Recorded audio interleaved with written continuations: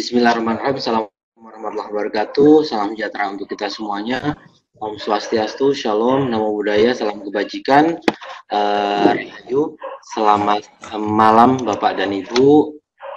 Pada sesi kali ini kita akan berkumpul bersama-sama di forum LCSC Casio untuk sesi minggu ke-29 dengan temanya sangat sederhana, sangat membahana. Pak Hairudin membuat temanya Santuy Merdeka Belajar. Jadi pada malam hari ini akan dipandu bersama dengan saya Mas Rohan Mufid. Perkenalan Bapak dan Ibu, kami dari SMK Negeri 7 Semarang. Dan pada acara sesi kali ini, sesi ke-29 ini akan diisi oleh pemateri kita yang sangat luar biasa, Pak John Abdi. Beliau adalah penulis buku soal HOTS matematika dari Direktorat PSMA, yang seringkali riwah-riwi dari Aceh ke Kemendikbud. Beliau akan bersama-sama dengan kita. Beliau adalah guru matematika dari SMA Negeri 11 Banda Aceh. Pak John, disilakan mulai untuk share screen saja. Kita langsung mulai sesi ke 29 ini. Disilakan Pak John. Ya, oke.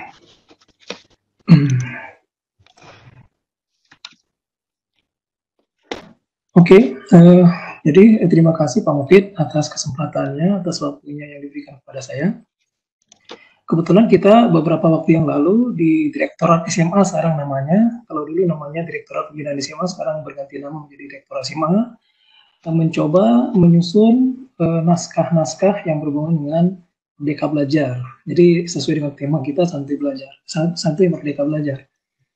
Jadi pada kesempatan ini mungkin kita harus memaknai Merdeka Belajar itu dari pengertian KBBI dulu ya, mungkin saya pikir begitu. Merdeka itu bebas ya dari penghambaan, penjajahan. Kalau saya mengutip dari KBBI, tidak terikat, tidak tergantung kepada orang atau pihak tertentu. Kemudian belajar berusaha memperoleh kepandaian atau ilmu yang berlatih, berubah tingkah laku atau tanggapan yang disebabkan oleh pengalaman. Jadi belakangan ini saya melihat Merdeka Belajar itu menjadi berubah maknanya dia. Seolah-olah kalau kita merdeka setelah 17 Agustus kita merdeka. Kalau kita memaknai merdeka itu harusnya setelah merdeka kan mengisi kemerdekaan itu dengan berbagai hal yang bermanfaat untuk membuat negara ini maju. Namun di kebanyakan kita juga memaknai merdeka ini dalam arti merdeka sebebas-bebasnya. Maaf, ini Pak John, adakah poin yang bisa di-share untuk kawan-kawan agar bisa dilihat oleh kawan-kawan? Maaf. Okay. Tinggal ada panah ke atas, tinggal di-share saja. Panah ke atas ya, ini ya. Oke, sebentar saya coba. Baik.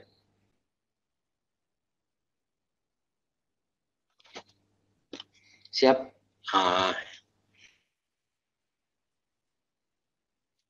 Ya, sudah terlihat tampilannya di layar kami, Pak John. Oke, terima kasih Pak Mufid. Jadi, saya kembali ya ke apa yang saya sampaikan tadi. Jadi, makna Merdeka Belajar itu dimaknai bahwa guru-guru bebas melakukan apa yang mereka mau, ya, tanpa ada rambu-rambu. Padahal kita punya aturan-aturan, mulai dari undang-undang, PP, Permen, dan sebagainya yang mengatur kita bahwa merdeka yang dimaksud di sini dalam semacam lingkup yang terbatas, ya, tidak bisa merdeka dalam arti yang sebebas-bebasnya, gitu. Kemudian pokok-pokok Merdeka Belajar kita sudah tahu. Yang pertama adalah ujian sekolah berstandar nasional yang kemudian diganti dengan sekarang istilahnya adalah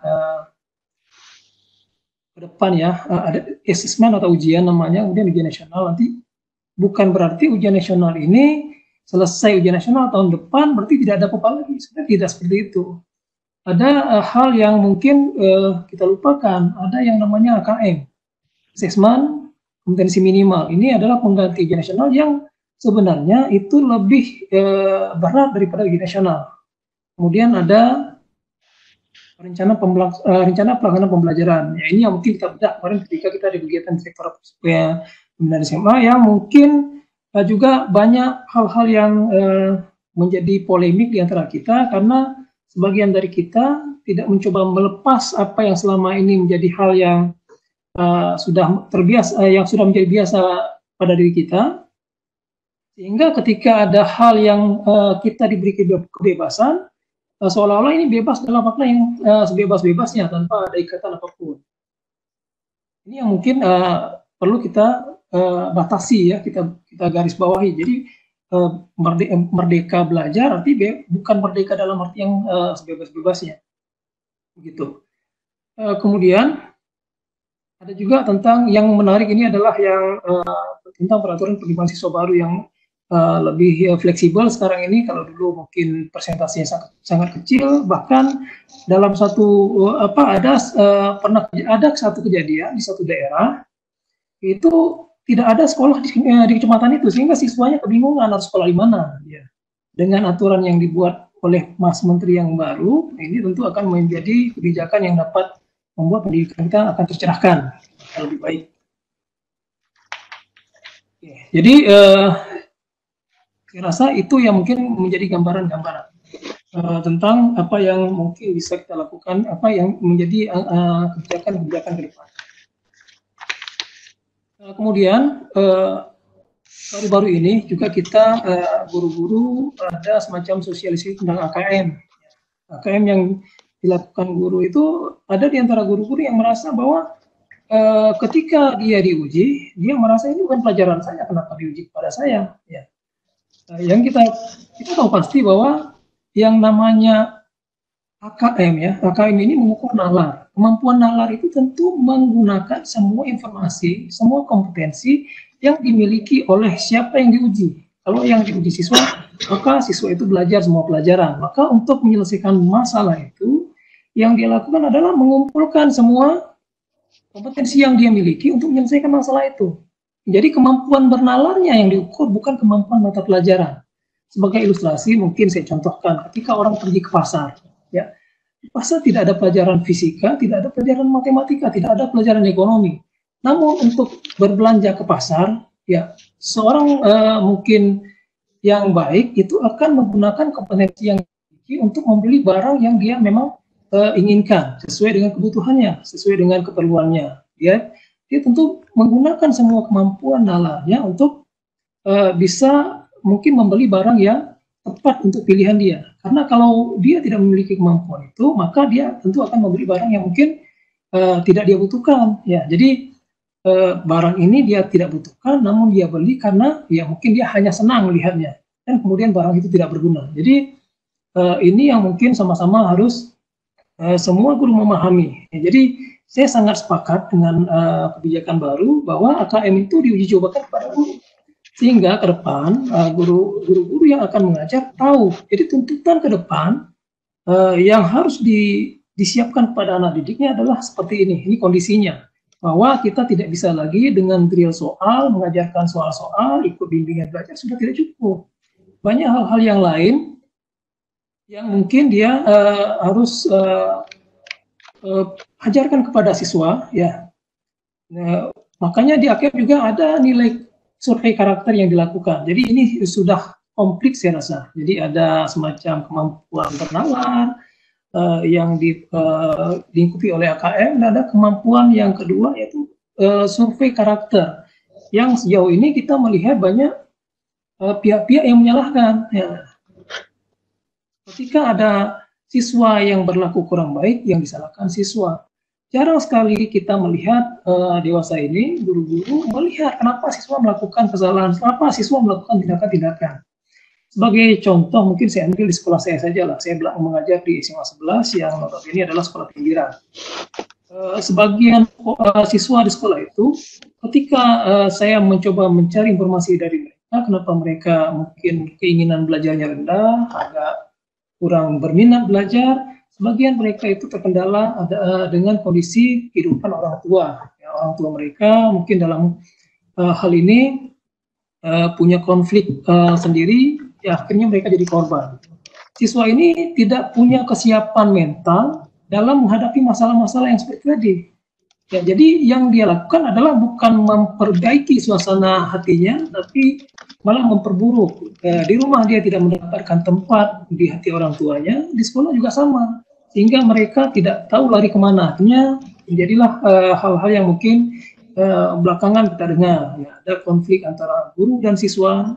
Ya, ada berbagai hal yang kita lihat akhirnya guru menjadi sulit melakukan kegiatan aktivitas mengajarnya karena kejadian-kejadian tadi. Nah, jadi selanjutnya ya ke depan kita harus sadar betul bahwa generasi sekarang ini tentu generasi yang berbeda dengan kita. Kita mungkin berada pada generasi di mana buku-buku kita itu dicetak pada abad ke-18 mungkin. Informasi materi-materi yang kita dapatkan pada abad ke-18, kemudian diajarkan oleh guru yang berada pada abad ke-19. Kita mengajar anak-anak yang sekarang berada pada generasi yang mungkin berbeda dengan kita, abad 21. Jadi hal ini yang mungkin kita harus sadarkan kepada siswa kita. Jadi kalau kita tidak bisa mendalami bagaimana kondisi belajar siswa kita, tentu ini akan menyulitkan diri kita sendiri ke depan. Saya rasa untuk sementara Pak Mufid itu yang bisa saya sampaikan.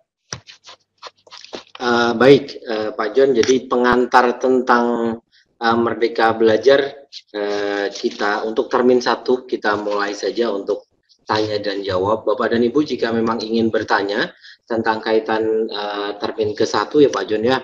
Termin ke-1 Pak John tadi sudah sedikit memancing Bapak Ibu kaitan tentang Merdeka Belajar, mulai dari RPP, ada PPDB, USBN, bahkan sampai dengan UN, bahkan sudah sampai dengan di slide terakhir di tampilannya Bapak Ibu, kaitan dengan mendidik generasi milenial. Bapak Ibu bisa di device-nya Bapak Ibu jika ingin bertanya seperti biasa bisa diklik tombol raise hand atau angkat tangan, atau Bapak Ibu bisa tuliskan di Q&A ataupun boleh dituliskan di kolom chat. Akan saya bacakan, atau jika memang Bapak Ibu ingin bertanya secara langsung kepada pemateri pada malam hari ini, akan kami nyalakan mikrofonnya, Bapak Ibu bisa langsung bertanya kepada pemateri. Untuk termin pertama baru ada beberapa hal, tadi sedikit saya tulis Merdeka Belajar kaitan dengan RPP, PPDB, USBN, UN, dan anak-anak generasi milenial. Saya awali dulu mungkin Pak John, kaitan dengan beberapa hal tadi. Saya sedikit tergelitik ini tentang PPDB yang fleksibel itu yang seperti apa. Jadi merdeka di PPDB itu seperti apa mungkin Pak John bisa di share ke kami. Ya, jadi gini Pak Mufid ya. Saya sempat ketemu dengan Pak Juanda dari seksi peserta didik pada tahun yang lalu ketika PPDB dengan formasi 85 kalau saya tidak salah dengan plus 15 ya. Jadi anak-anak dengan zona yang di zonanya itu dapat masuk ke sekolah itu kalau saya tidak salah 80%. Kemudian untuk yang prestasi itu bisa 10-15% dan ada afirmasi kalau saya tidak salah. Kondisi itu membuat sekolah-sekolah di Aceh, terutama sekolah-sekolah hampir semua sekolah negeri, bukan sekolah unggul ya pastinya, itu kehilangan siswa. Oh begitu. Ya, dengan batasan itu. Kenapa? Karena ada satu daerah, contoh ya, berseberangan kampung saja lah mungkin ya. Padahal dia berada di kampung seberang yang berdekatan. Dia katakanlah hanya dibatasi oleh satu jembatan. Namun sudah berbeda kabupaten. Tidak ada, kalau di Aceh tidak ada semacam regulasi yang membolehkan mereka mendaftar ke sekolah yang ada di kota Banda Aceh. Mereka berada di Aceh Besar tidak bisa mendaftar di Banda Aceh. Padahal yang membatasi mereka hanya sebuah jembatan. Itu tentu tidak fleksibel. Itu menyulitkan siswa-siswa yang berdekatan rumahnya. Jadi zonanya itu bukan jarak antara rumah dengan sekolah, namun zona itu adalah wilayah daerah antara satu daerah dengan daerah lain. Padahal daerahnya berdekatan. Dengan kondisi yang sekarang mungkin akan lebih fleksibel. Kenapa saya katakan fleksibel? Karena untuk zonanya itu kan hanya 50%. Kemudian untuk berprestasi lebih fleksibel lagi 25-30%. Kemudian ada afirmasi dan ada mungkin siswa pindahan yang akomodir 5% gitu. Tentu ini akan memudahkan karena anak-anak bingung ya, dia berprestasi sekalipun tidak bisa masuk sekolah yang dia pilih. Kenapa? Karena presentasi sangat kecil. Dengan diberi kuota mencapai 30%, tentu ini akan lebih membuat mereka sangat-sangat dimungkinkan untuk menuju ke sekolah yang mereka idam-idamkan gitu ya. Karena memang kita tidak ada pilihan, sekolah unggul itu tetap walaupun kita bilang bahwa tidak harusnya ada, tapi sekolah unggul tetap menjadi incaran oleh orang tua dan anak-anak. Saya rasa itu Pak Mufid. Jadi tidak dipungkiri bahwa di stigma orang tua ataupun siswa itu sendiri, stigma sekolah unggul, sekolah nomor 2, sekolah nomor 3 tetap masih ada ya Pak. Sehingga pemerintah mengakomodir itu sehingga aturan zonasi mulai diluaskan lagi kalau mungkin orang Jawa bilang ya Pak. Jadi sedikit tidak terlalu kaku. Tadi misalkan anak di area perbatasan akan ke area yang melintas itu mungkin akan ada aturan-aturan yang tidak terlalu kaku seperti pada saat yang sebelumnya, begitu mungkin ya Pak? Ya benar.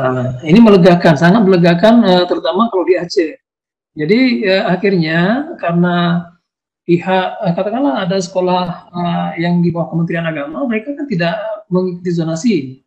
Nah ini mereka akhirnya mengambil start yang lebih dulu, sehingga akhirnya semua siswa karena ingin sekolah di kota, katakanlah itu, mereka mengambil SMK atau MK yang memang tidak dibatasi zona.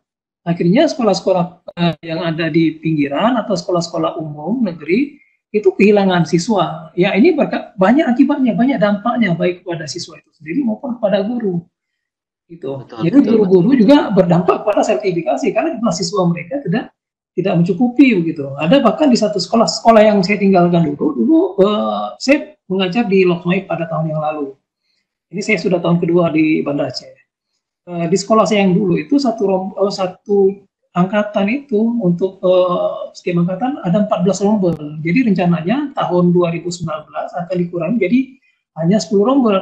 Nyatanya mereka hanya mendapatkan 6 rombel gitu ya, dari 14 menjadi 6 rombel. Gitu ya, sampai separah itu ternyata ya, maksudnya. Separah itu, dan itu ya dialami hampir seluruh sekolah di Aceh. Makanya saya ketika kesempatan bertemu Pak Juanda di Jakarta waktu itu, saya menyampaikan hal itu gitu ya.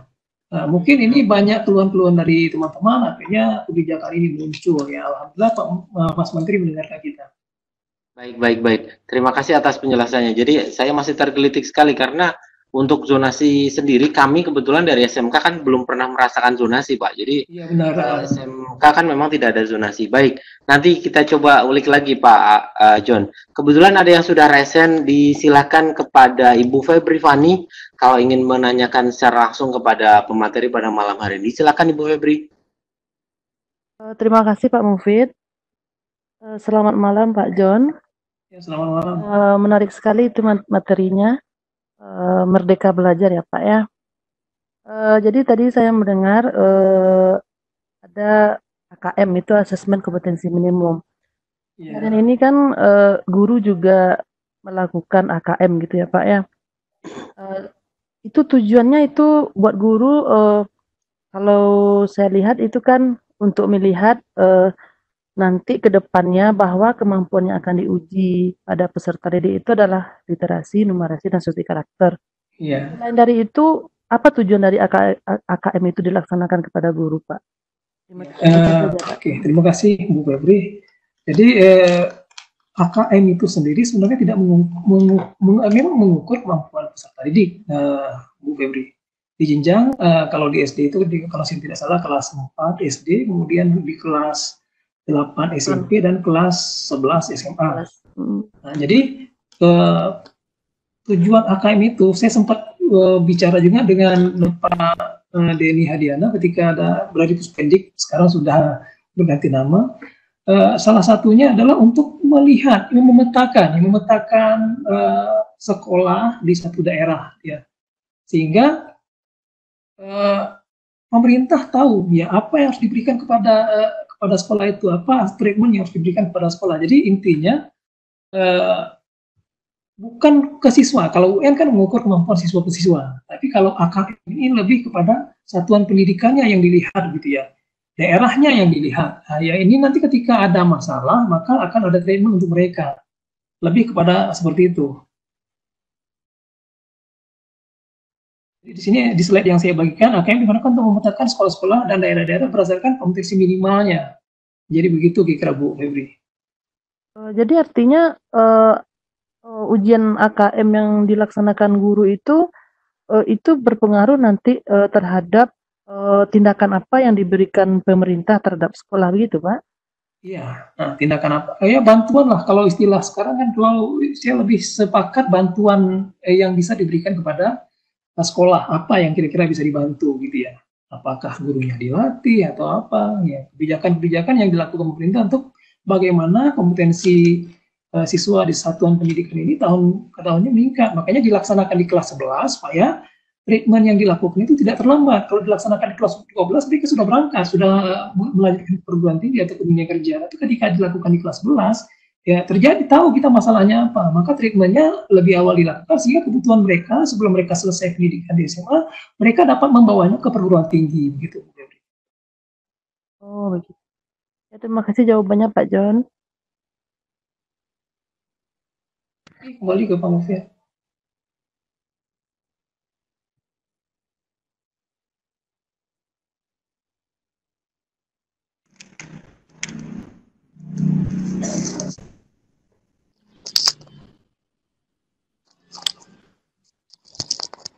Halo. Ya, halo Pak Mufia. Pak John, makasih udah masuk Pak John. Ya. Ya, ini dengan pakai? Ya, pakai Pak John. Oh iya, makasih pakai. Ya, saya minta maaf belum bisa jadi host untuk Pak John karena saya masih sama Pak Aryadi. Jadi apa namanya masih nunggu jemputan ke Kuala Namu nih Pak John di Lok Sumawe. Oh. Ya karena Pak malam hari ini ke Jogja. Saya izin tanya Pak John. Iya, pakai silakan. Ya, saya nggak tahu apa Pak John pernah baca status Facebook saya tentang keinginan saya di sekolah untuk melaksanakan ujian akhir sekolah yang pengganti USBN itu.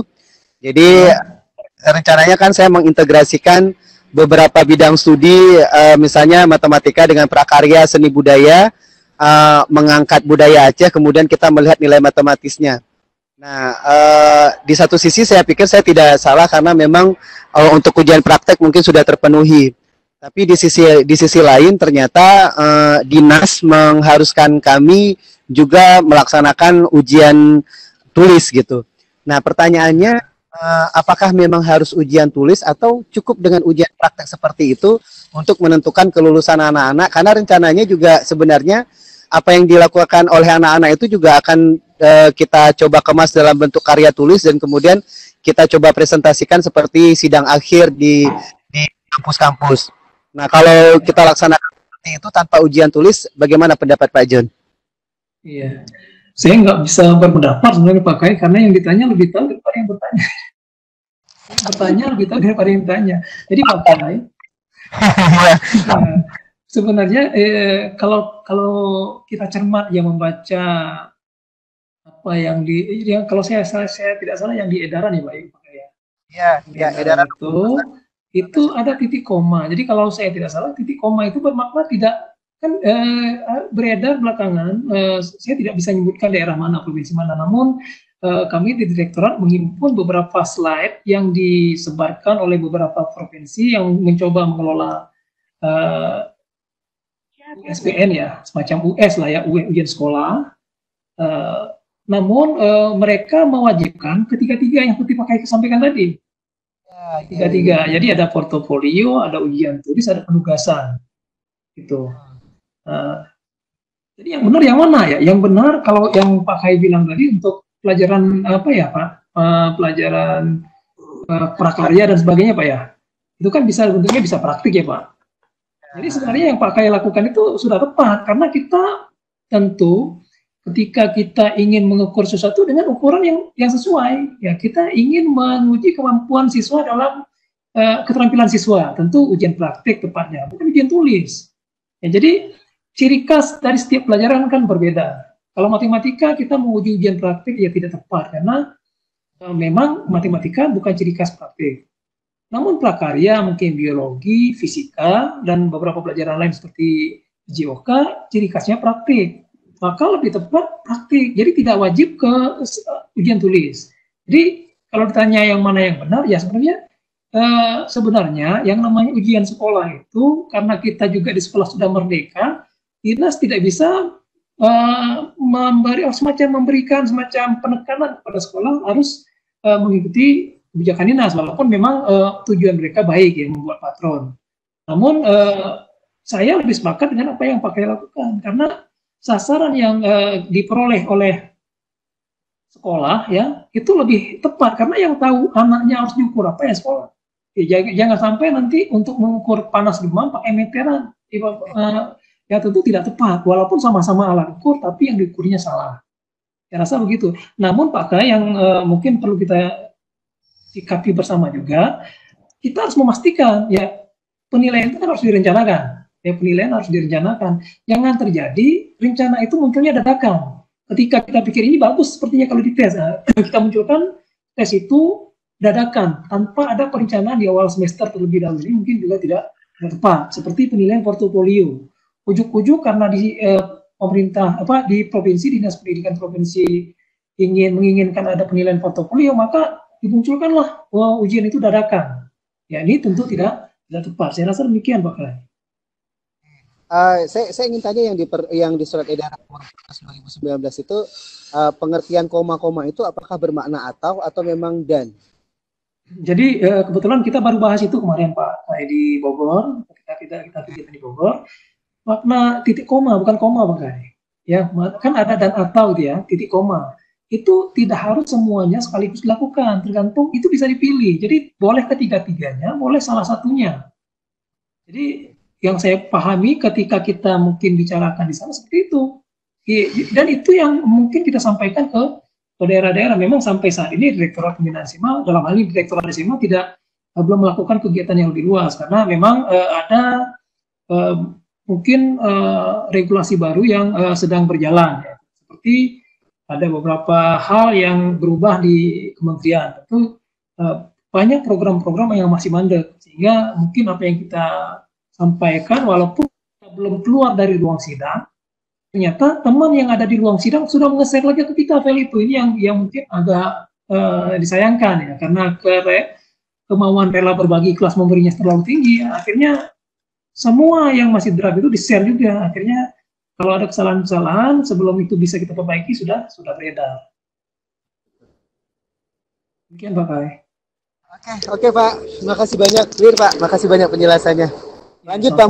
Selamat menikmati perjalanan Pak Kai, mudah-mudahan selamat sampai tujuan. Baik. Terima kasih Pak Harudin. Salam untuk Pak Riyadi lah. Semoga selamat kembali ke Jogja lagi. Bapak dan Ibu, di kolom chat saya mengingatkan kepada Bapak Ibu, di kolom chat sudah ada link presensi, dan link evaluasi. Bapak Ibu bisa isikan di kolom chat. Di sana sudah ada link absensi dan link evaluasi berwarna biru. Silakan Bapak Ibu isikan sambil saya mengingatkan. Bapak Ibu bisa isikan di sana. Bapak Ibu akan mendapatkan hak sebuah sertifikat kegiatan malam hari ini jika Bapak Ibu mengisikan tentang absensi dan evaluasi untuk kegiatan hari ini. Selanjutnya Bapak dan Ibu, Bu Chandra disilakan jika ingin bertanya pada termin ke-1 ini kepada Pak John. Disilakan Bu Chandra, ini berarti antara Banda Aceh dan Papua ini. Silakan. Luar biasa. Iya. Baik, Assalamualaikum Pak John. Waalaikumsalam Bu Chandra. Makasih. Begini Pak, tadi Bapak menyampaikan yang tentang PPDB itu, PPDB Merdeka ya. Itu merdeka menurut siapa? Kalau tadi penjelasannya itu merdeka menurut siswa, jadi siswa bisa memilih berdasarkan kebutuhan yang lebih fleksibel tadi. Nah, yang saya sampaikan adalah kondisi kami di Papua itu kadang tidak bisa seperti itu Pak, karena ada intervensi dari kadang-kadang dari pemerintah daerah, kadang-kadang juga dengan orang tua, malah dalam kondisi-kondisi tertentu bisa dengan kekerasan, Pak. Jadi misalnya ada yang bawa parang apa untuk misalnya supaya anaknya bisa diterima. Jadi kami yang menjadi panitia itu kadang-kadang ya sudah ada kuotanya sekian, prosedurnya seperti itu tetap bisa jebol dengan kondisi-kondisi eksternal tadi. Nah ini gimana Pak menurut Bapak, karena bisa jadi yang harus diedukasi itu bukan sekolah gitu, yang harus diedukasi juga ya orang tua dan pemerintah supaya mereka memahami seperti itu. Nah, itu yang saya minta penjelasan. Terus menurut Bapak apakah PPDB itu boleh nggak misalnya sekolah melakukan seleksi Pak, seleksi masuk, karena seleksi juga kaitannya dengan kualitas input gitu.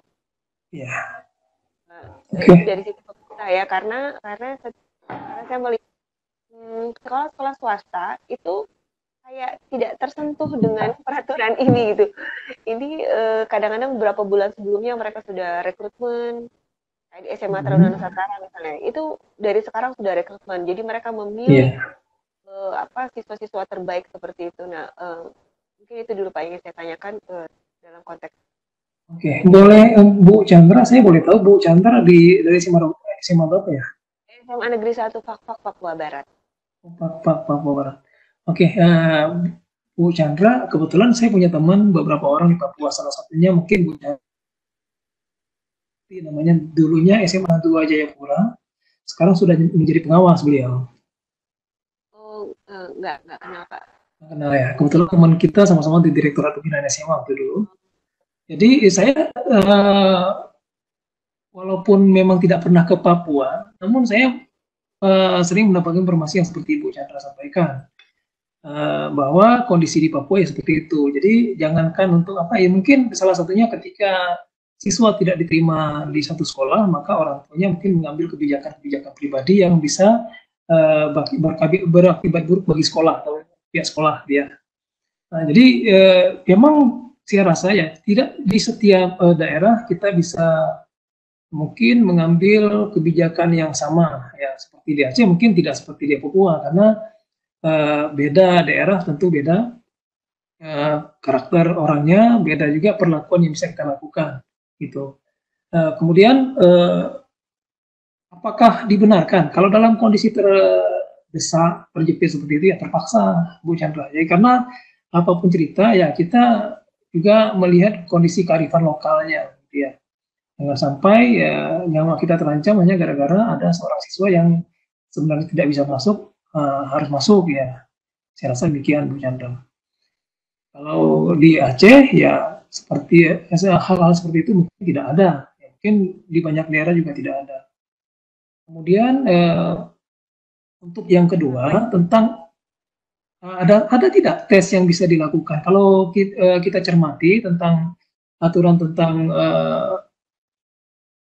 bagaimana seseorang siswa itu bisa masuk ke satu sekolah, ya kalau saya tidak salah masih ada 3 hal yang bisa diperhatikan Bu Chandra. Pertama adalah nilai rapor mungkin. Jadi sekolah bisa melihat nilai rapor sebagai dasar untuk masuk ke sekolah itu. Yang kedua bisa menggunakan nilai ujian nasionalnya, kalau masih ada ujian nasional. Ya, yang ketiga ada yang namanya placement test. Placement test itu kalau di regulasi kurikulum adalah tes penempatan. Jadi sekolah berhak melakukan tes terhadap siswa, jadi tidak ada masalah. Jadi bagaimana dengan sekolah-sekolah unggul seperti Sekolah Taruna Nusantara? Mereka mungkin sudah punya semacam mungkin kebijakan-kebijakan sendiri, dan yang kebetulan saya punya teman Edi Kusnaedi yang di SMA Taruna Nusantara, dan bahkan katanya mereka itu ada hal-hal yang mereka buat lebih lunak untuk daerah-daerah yang memang membutuhkan pendidikan yang lebih baik ya, seperti di Papua. Jadi anak-anak Papua untuk masuk ke Taruna Nusantara kelihatannya lebih mudah dibandingkan anak-anak yang lain gitu ya, karena mereka memandang bahwa tidak semua daerah itu punya kualitas pendidikan yang sama. Namun mereka banyak daerah yang menginginkan pendidikan yang lebih baik dan berkualitas. Salah satunya di SMA Taruna Nusantara misalnya. Jadi apakah dipermasalahkan ya ketika ada orang yang berkeinginan besar untuk merubah daerahnya, untuk mengubah kualitas pendidikan anak-anak tidak masalah, karena makanya ya mungkin kita bisa memaklumi beberapa sekolah yang dengan kualitas lebih baik ya, dengan kondisi seperti SMA Taruna Nusantara misalnya, atau kalau di beberapa daerah yang lain, kalau di Aceh ada yang namanya modal bangsa. Mungkin berbeda dengan Taruna Nusantara. Kita memang yang di Aceh kualitas siswa tetap dipertahankan, dan itu adalah di provinsi. Untuk sekolah seperti itu mungkin ada pengecualian, Bu. Kalau kita sama ratakan mungkin tidak bisa, karena mereka boarding. Tentu berbeda pendidikan boarding dengan pendidikan yang tidak boarding. Mereka tentu ada syarat-syarat khusus yang harus mereka berikan kepada calon siswanya, apakah mereka nanti betah atau tidak betah. Dan mereka juga mungkin kurikulum mereka ada berbeda dengan kita, ada hidden kurikulum, misalnya kalau saya tidak salah dari SMA Taruna Nusantara. Jadi hidden kurikulumnya itulah yang lebih mewarnai anaknya, dan itu menjadi ciri seorang anak ketika dia keluar dari sekolah itu. Saya rasa begitu, Bu. Tadi Bapak menyinggung hidden kurikulum, Pak. Boleh saya tambah ya, mungkin nanti belum ada yang resen kan, Pak Mufid? Ya. Ini Pak, bicara hidden kurikulum, nanti gimana Pak? Pemerintah mengontrol. Ini kan bisa jadi karena saking merdekanya situ, dan setiap sekolah, bukan setiap sekolah, sekolah ingin mengembangkan sesuai dengan ciri khasnya masing-masing. Nah, dari sisi kontrol pemerintah gimana nih Pak? Iya. Jadi gini Bu Chandra, yang ketika saya diskusi dengan Pak Edi, yang dikatakan oleh mereka hidden kurikulum itu adalah bukan menambah struktur kurikulum sebenarnya. Yang mereka lakukan adalah misalnya ada semacam bagaimana anak-anak ini disiplin, seperti bagaimana cara makan di meja makan. Ya, mereka punya standar-standar tertentu. Bagaimana cara berjalan ketika mereka berjalan mungkin pesiar dan sebagainya. Jadi lebih kepada bagaimana pembentukan karakter atau sikap siswa yang menjadi ciri khas. Jadi mereka tidak menambah kurikulum, tidak menambah ya struktur kurikulum yang ada, namun menambahkan semacam hal-hal yang membuat anak ini terbentuk dirinya menjadi pribadi yang lebih baik. Tidak, saya rasa tidak ada masalah. Ya? Diperjelas mungkin ya, diperjelas pembentukan karakternya. Pembentukan karakter benar. Nah, jadi itu yang benar, itu yang lebih mewarnai mereka sebenarnya. Boleh tambah satu lagi Pak, bertanya? Boleh. Dari pertanyaan Bu Febrita Fani, yang nanti ujian AKM itu tadi ya. Yang ingin saya tanyakan Pak, untuk siswa yang kelas SD kelas 4, kelas 8 ya, kemudian SMA kelas 11 itu mereka hanya nanti dapat AKM itu Pak, hanya dapat ujian itu, atau nanti ada lagi dari sekolah Pak? Ya, jadi kalau AKM kan gini ya Bu ya, kalau saya salah tolong Pak Mufid juga atau Pak Herudin bisa meluruskan. Jadi undang-undang tentang penilaian itu kan belum dicabut ya Pak. Jadi ya Bu ya, Yandra. Jadi penilaian itu dilakukan oleh siapa? Oleh yang pertama pendidik, ya kan? Jadi yang penilaian harian itu dilakukan oleh pendidik, pemberian tugas itu dilakukan oleh pendidik. Kemudian ada penilaian yang dilakukan oleh satuan pendidikan. Yang mana ya, ujian semester misalnya nanti mungkin semacam ujian sumatif lah ya. Kemudian ada penilaian yang dilakukan oleh pemerintah. Jadi AKM ini adalah salah satu bentuk ujian yang dilakukan oleh pemerintah, atau penilaian yang dilakukan oleh pemerintah untuk melihat kondisi. Jadi kalau tidak ada semacam standar, yang dikhawatirkan adalah nanti ada sekolah-sekolah yang tidak terpantau kualitasnya dengan adanya AKM. Jadi mutu di setiap daerah itu bisa dijaga, bisa dikawal, sehingga tidak terjadi ketimpangan yang terlalu lebar antara satu daerah dengan daerah lain. Saya rasa demikian Bu Chandra. Berarti nanti statusnya seperti kelas 12 Pak ya, jadi ada untuk sekolahnya, ada juga dari negaranya gitu Pak ya? Kalau AKM seperti tidak, AKM itu hanya dari pemerintah. Sebenarnya AKM, iya. Gimana Bu? Kelas 11-nya. Jadi ketika mereka SMA kelas 11 itu tidak dapat lagi penilaian akhir semester ya Pak ya, tapi langsung dapat AKM saja. Oh ya, kalau penilaian akhir semester saya rasa ya tetap ada. Ya karena saya mengatakan tadi ada tetap 3 hal itu tidak bisa dilepas. Jadi satuan pendidikan tetap, karena peruntukannya berbeda. Karena peruntukan AKM untuk melihat mutu dari setiap daerah. Jadi mutu dari satuan pendidikan, mutu dari setiap daerah, supaya pemerintah bisa memberikan semacam bantuan-bantuan yang mereka butuhkan supaya sekolah ini bisa mencapai kualitas yang sama dengan sekolah yang lain yang mungkin lebih maju. Jadi berbeda antara AKM dengan Biersmeister pasti. Mungkin ini memang sampai hari ini masih jadi perdebatan, artinya masih menjadi pola liar lah tentang AKM ini. Walaupun kalau kita merujuk ke sistem penilaian yang lama, itu ada yang namanya UTK, ujian tingkat kompetensi, ada UMTK, ujian mutu tingkat kompetensi, itu sudah ada sebenarnya di awal, sebelum Pak Mas Menteri ini duduk di Menteri, sebenarnya saya rasa ini arahnya ke sana juga. Namun UMTK dan UTK itu tidak pernah terjadi sampai hari ini, itu masalahnya. Padahal itu rencananya dilakukan di kelas 11 juga kalau di SMA. Namun saya sempat bertanya waktu itu kepada Prof. Din Winata Putra ketika kita ada pertemuan di kegiatan rektorat.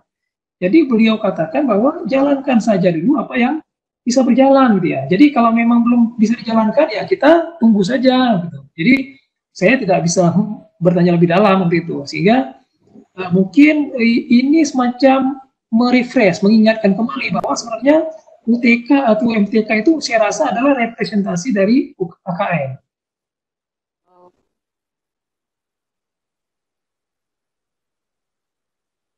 Terima kasih.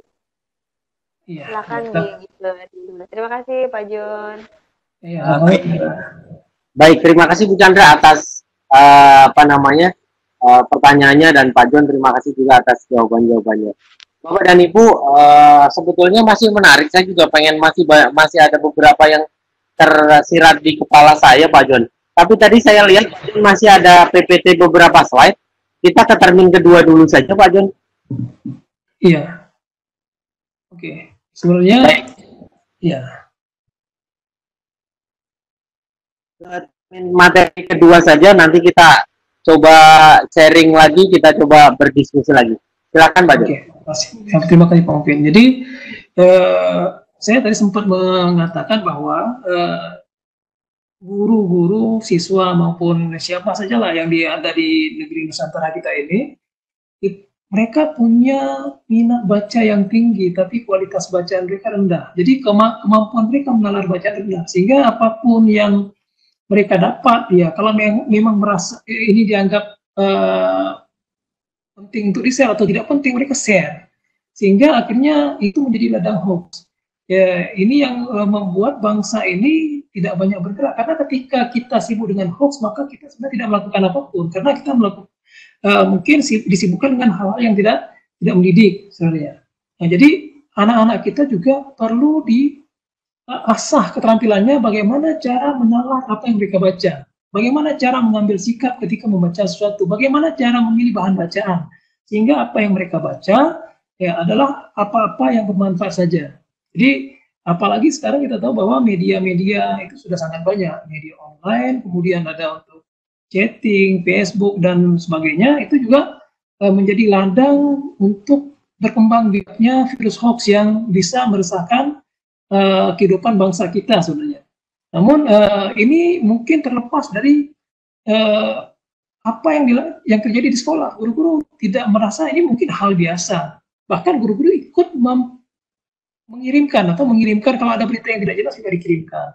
Ya mungkin berita tentang orang meninggal, padahal orang belum meninggal, namun karena ini berita penting akhirnya dikirim, di-share, disebar, padahal orang ini belum meninggal. Kita pernah mungkin mendengar tentang beberapa kali sebelum almarhum Pak PJ Habibie meninggal, beliau diisukan meninggal, sementara beliau belum meninggal. Ini juga mungkin perlu bagaimana cara mengajarkan literasi kepada anak-anak sehingga mereka membaca dengan seksama dan menalar. Ketika mereka mendapatkan sebuah berita, mereka harus tabayun, periksa dulu apa yang mereka dapatkan, apakah itu berita yang benar ya atau berita yang sesat, sehingga mereka akhirnya malah nanti menimbulkan banyak dosa. Jadi mereka berkontribusi juga untuk menciptakan dosa-dosa baru di Republik ini. Kemudian kita tahu bahwa tahun 2045 menjadi hal yang luar biasa mungkin bagi bangsa kita. Ya, sudah 100 tahun Indonesia merdeka. Jadi itu akan menjadi generasi emas. Makanya pemerintah mempersiapkan dari mulai hari ini anak-anak kita yang berada pada usia PAUD, ya, TK, mereka adalah calon pemimpin pada masa itu nanti. Jadi bagaimana cara mendidik mereka sehingga mereka siap menghadapi zaman. Jadi mereka kadang-kadang tidak tahu apa yang mereka hadapi sekarang, ya, ke depan. Sehingga akhirnya ketika mereka berada pada masa itu, mereka akan menjadi orang yang sia-sia. Mereka tidak menjadi pemain, tapi hanya penonton. Jadi hari ini kita menjadi negara yang sangat konsumtif. Kenapa? Karena semua hal-hal baru kita punya uang, kita beli. Ya, tanpa berpikir bagaimana cara menghasilkan itu. Kita memerlukan B.J. Habibie yang baru, yang bisa menciptakan sesuatu dan bisa menggunakan untuk kepentingan yang lebih luas. Tapi tidak hanya menggunakan sesuatu. Saya berkesempatan beberapa waktu yang lalu di Cina. Di Cina, saya melihat pemerintah Cina itu, kalau kita abaikanlah virus yang sedang corona, yang sedang mungkin menjadi perbincangan hangat pada hari ini. Saya sangat tertarik ketika saya berangkat ke Cina beberapa waktu yang lalu. Di sana saya melihat pemerintah Cina mempersiapkan segala sesuatunya. Ketika zonasi digulirkan pada tahun yang lalu di Indonesia, saya agak khawatir. Kenapa khawatir? Kualitas sekolah di Indonesia tidak sama. Bahkan sekolah berdekatan sekalipun itu punya gap yang terlalu besar. Sehingga ketika seorang anak ditahan untuk masuk ke satu sekolah unggulan, mereka akan berontak. Ya, tidak terjadi konflik lagi. Sementara di Cina bisa dijamin, ya, saya sempat bertanya kepada guru yang mengajar sana, bisa dijamin bahwa tidak ada sekolah unggulan di Cina. Kenapa? Karena semua sekolah di Cina itu sama unggulnya. Nah, jadi mereka mempersiapkan. Kemudian apa yang mereka persiapkan lebih lanjut? Kita bicara tentang STEM. Sekarang semua STEM, Indonesia semua disibukkan dengan urusan STEM. Namun kita tidak banyak paham tentang STEM sesungguhnya. Akhirnya ini hanya menjadi isu yang kemudian pelan-pelan hilang begitu saja. Di Cina, setiap sekolah itu ada semacam kelas yang diberikan nama kelas Lego. Lego Center. Jadi di setiap sekolah itu ada Lego Center. Di sanalah mereka anak-anak dididik untuk bisa memulai memahami sesuatu, yang merancang. Ya, jadi ada 4 hal yang saya ingat ya dalam bagaimana cara mereka mengajarkan pendidikan STEM di Cina. Jadi ada 4 C juga yang mungkin agak berbeda dengan 4 C kita. Yang pertama construct, connect, construct, contemplate. Jadi, oke, saya ulang, saya agak lupa ya. Connect, construct, contemplate, dan satu lagi yang saya lupa. Jadi intinya ketika mereka itu mempunyai ketika anak-anak diajarkan bagaimana cara membangun sesuatu, mereka harus paham dulu apa yang mau dibangun. Nah, jadi mereka harus merencanakan dulu apa yang mau dibangun. Kemudian ketika sudah ada rencana, maka mereka bangun, construct. Dengan menghubungkan konsep-konsep, semua konsep yang mereka miliki itu digunakan untuk membangun sesuatu itu. Kemudian contemplate, merenung apa yang mereka bangun. Jadi tidak ada pekerjaan yang selesai, karena setiap satu bangunan selesai, maka pasti ada kekurangan dari bangunan itu. Setiap ada satu bentuk yang dibuat ya, atau robot atau apalah ya misalnya, mereka akan melihat kekurangan, maka mereka merenung. Ketika merenung, maka ini akan berputar lagi. Oke. Connect, construct, contemplate, continue, 4 hal itu. Jadi ini berulang-ulang dilakukan. Jadi kalau kita lihat sekarang HP misalnya. Hari ini kita baru membeli HP baru yang luar biasa canggih, beberapa minggu kemudian atau beberapa hari kemudian akan lahir HP yang lebih canggih dari HP yang itu ya. Ini terjadi di Cina sekarang. Jadi Cina itu unggul di teknologi, walaupun mungkin virus yang ada di Wuhan atau virus corona ini juga menghambat kemajuan dari teknologi yang mereka bangun itu. Ya. Oke. Revolusi industri ya. Sekarang industri 4.0 ini juga mewarnai ini yang mungkin kita harus sadarkan kepada anak-anak kita. Namun hari ini masih ada guru-guru yang mengajar dengan mencatat buku, walaupun anak-anak sudah punya buku catatan, buku teks, namun tetap saja masih ada yang seperti ini. Ini tentu tidak disukai oleh anak-anak. Ya, kenapa seperti itu? Jadi karena memang kemauan guru untuk belajar itu sudah mungkin tidak semua ya, saya mengatakan hanya oknum guru saja yang mungkin punya kemauan belajar untuk menggali apa yang sudah pernah dia dapat, dan ke depan apa yang harus bisa dia lakukan ini sudah berkurang. Ya, bahkan ada seorang teman ketika saya tanya, ibu tidak belajar komputer. Dengan ringan dia katakan, saya yang penting anak-anak saya ajarkan bagaimana caranya mereka siap-siapkan masuk surga. Padahal beliau digaji agar bisa menjadi seorang guru, katakanlah guru matematika. Saya tidak ambil pelajaran lain. Ketika mengajar matematika, bagaimana mungkin mengajar matematika hanya menanamkan konsep-konsep yang mungkin lebih banyak digunakan ilmu ceramahnya daripada menggunakan aplikasi-aplikasi yang mungkin sekarang ini sangat berkembang seperti GeoGebra misalnya. GeoGebra, ada banyak yang lain, Autograph dan sebagainya. Nah, sementara di negara-negara lain semacam negara-negara macam Cina misalnya atau negara-negara yang lain itu sudah menggunakan virtual reality atau augmented reality yang kita belajar sambil melakukan sesuatu itu, gitu. Ini yang tidak terjadi di negara kita sekarang ini. Jadi pemerintah, saya kembali ke yang tadi saya sampaikan di awal, bahwa di Cina itu mereka sudah menyiapkan semuanya. Jadi mereka sudah mempersiapkan anak-anak dari awal sampai nanti mereka bisa membentuk sesuatu dengan lebih baik. Jadi bagaimana cara merancang, bagaimana cara membuat ini bergerak, bagaimana cara dia bisa diperintah hanya dengan mungkin isyarat dan sebagainya. Nah, ini mereka sudah rancang demikian baik kurikulumnya sehingga apa yang mereka ingin capai dapat dicapai dengan baik. Kemudian ya, saya rasa ini semacam menggunakan alat untuk kerja dan sebagainya, ini penting juga. Ya, walaupun kita tidak bisa terlepas dari pendidikan karakter yang mungkin selama ini orang tua beranggapan bahwa pendidikan karakter itu menjadi hal yang memang diajarkan di sekolah. Ya, tidak ada salahnya juga karena memang sekolah tempatnya ilmu. Kemudian karakter yang paling tepat kalau dilakukan di rumah. Jadi seorang tua itu mendidik anak sehingga anak itu menjadi baik, itu orang tua yang menentukan. Jadi baik buruknya anak bukan guru di sekolah yang menentukan, walaupun ada dampaknya. Ya ada sinkronisasi juga, guru juga membentuk karakter anak, tapi yang paling utama adalah orang tua. Kalau dari kecil anak sudah memang tidak terbentuk dengan baik, karakter yang diberikan oleh orang tua memang sudah kurang baik, maka ke depan anak-anak juga akan bermasalah kualitas karakternya. Gitu. Jadi kembalikan dulu karakter itu ke orang tua. Namun sekarang ini orang tua punya kesibukan masing-masing. Sehingga ya kita bisa lihat bahwa masalah yang paling sering muncul itu ketika memang ada anak yang terjadi konflik di rumah tangga atau rumahnya antara kedua orang tua yang berkonflik, anaknya pasti bermasalah. Walaupun tidak sedikit juga anak-anak yang memang walaupun orang tuanya berkonflik, tapi dia mencoba merubah, memperbaiki keadaan. Namun anak-anak perlu diajarkan bagaimana cara membuat mereka kuat dalam hal ini, gitu. Jadi juga yang kemudian literasi. Dan yang ketiga kompetensi. Ini adalah kecakapan-kecakapan yang dibutuhkan di abad ke depan. Saya rasa demikian Pak Mufid.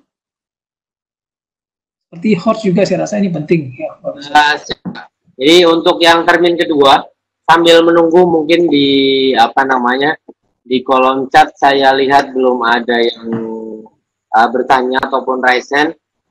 Sambil mengingatkan lagi Bapak dan Ibu, di sini sudah bergabung ada kurang lebih 23 orang.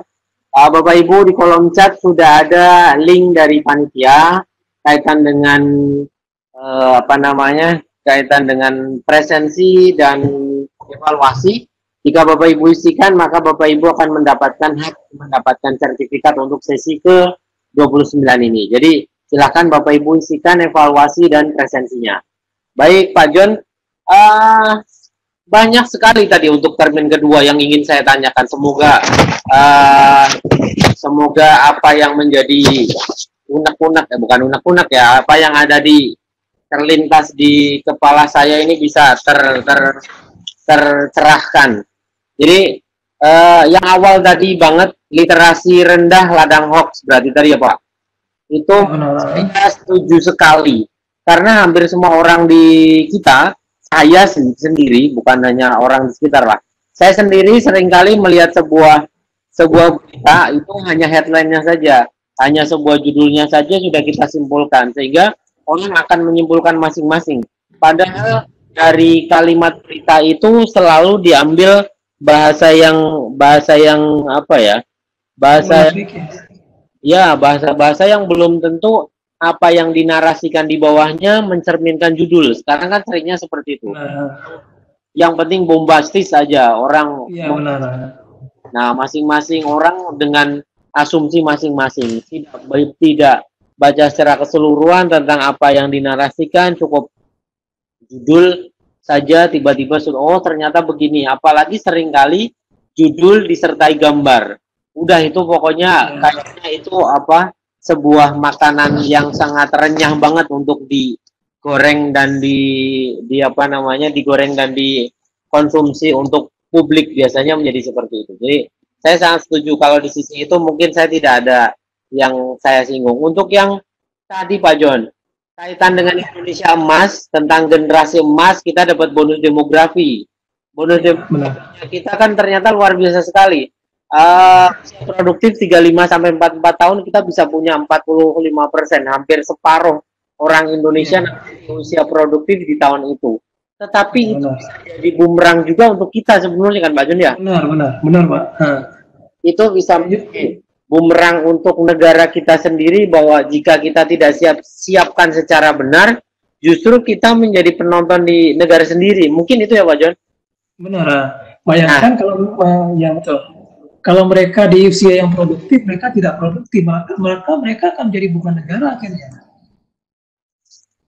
Iya betul. Nah, kira-kira kalau dari sisi kebijakannya Mas Menteri kaitan dengan yang tema malam hari ini dengan Merdeka Belajar, disambung dan digandengkan dengan tema besar kita kaitan dengan bonus demografi yang sangat luar biasa tadi, hampir 50% kita punya usia yang sangat produktif dan 40 lebih itu usianya 45. Kalau saya hitung 45 sampai 54 sebetulnya juga mereka sudah masih produktif. Kalau misalkan 45 sampai 50 lah, itu masih produktif juga. Kaitan seperti guru-guru itu masih powerful, masih kalau mungkin 54 ke sana memang sudah mulai ketemu titik kulminasinya, mau digas kayaknya agak susah.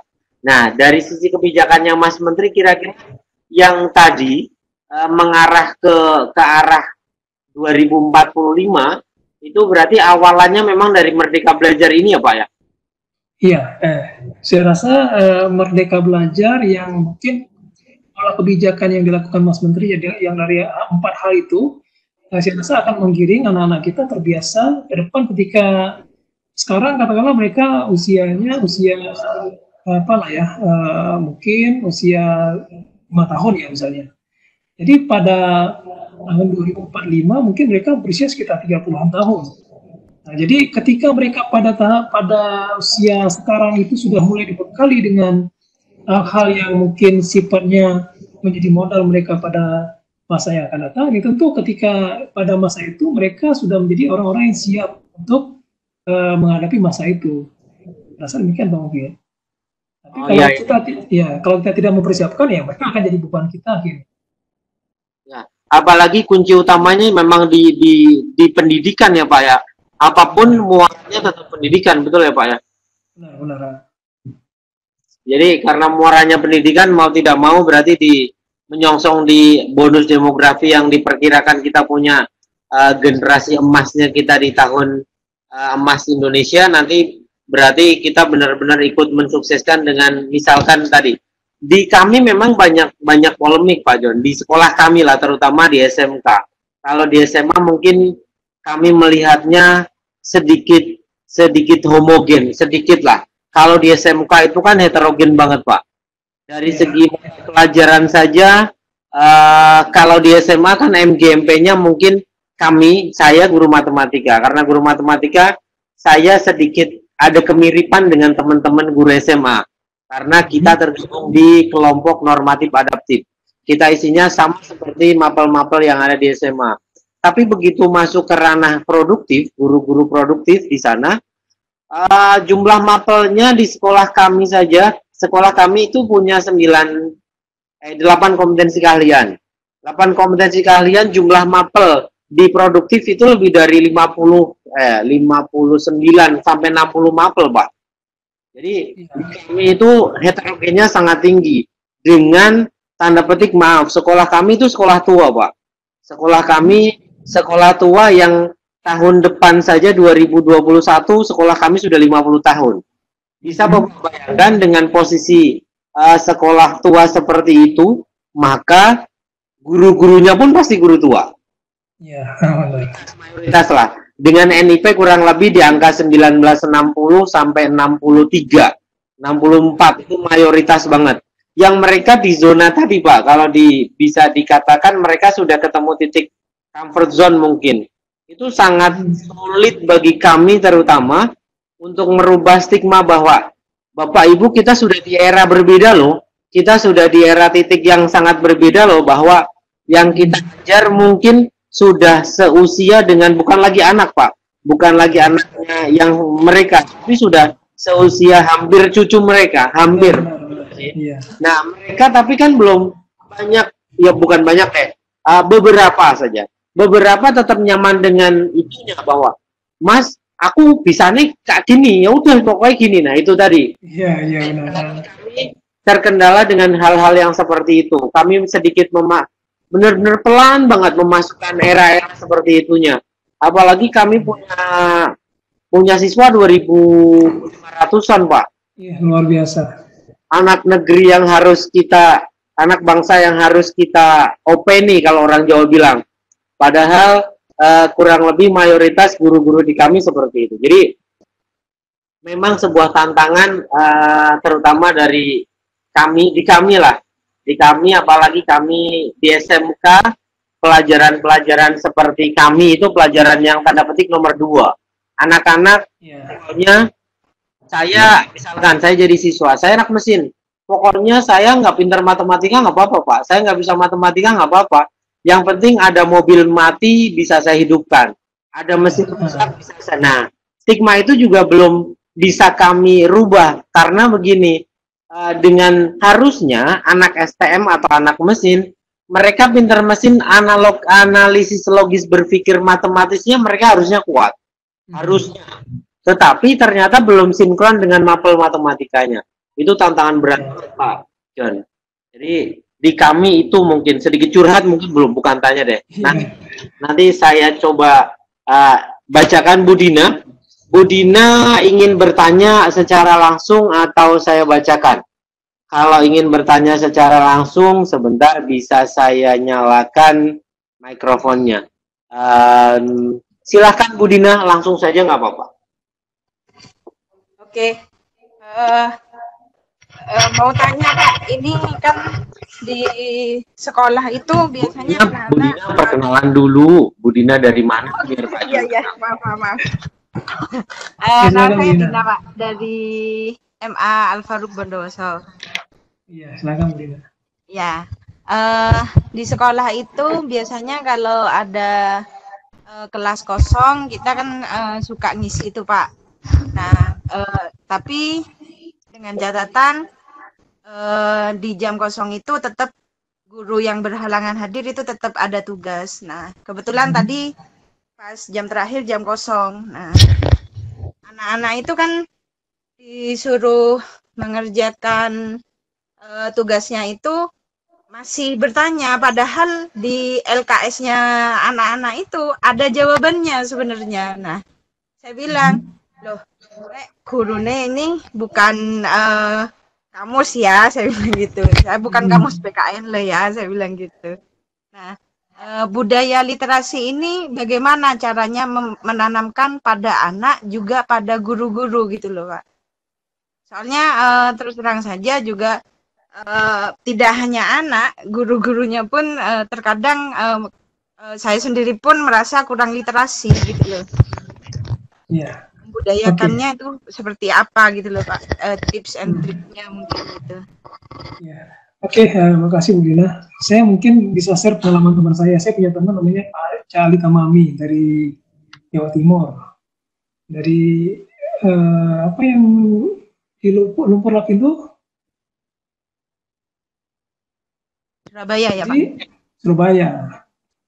Jadi yang menarik, ini sudah lama sekali beliau cerita, cuma teman dekat saya beliau. Jadi beliau bercerita bahwa ada seorang guru agama di sekolahnya itu sangat anti dengan internet gitu ya. Sangat Ya. anti dengan internet. Satu kali beliau ditanyai oleh Pak Ali tadi ya tentang sesuatu gitu ya.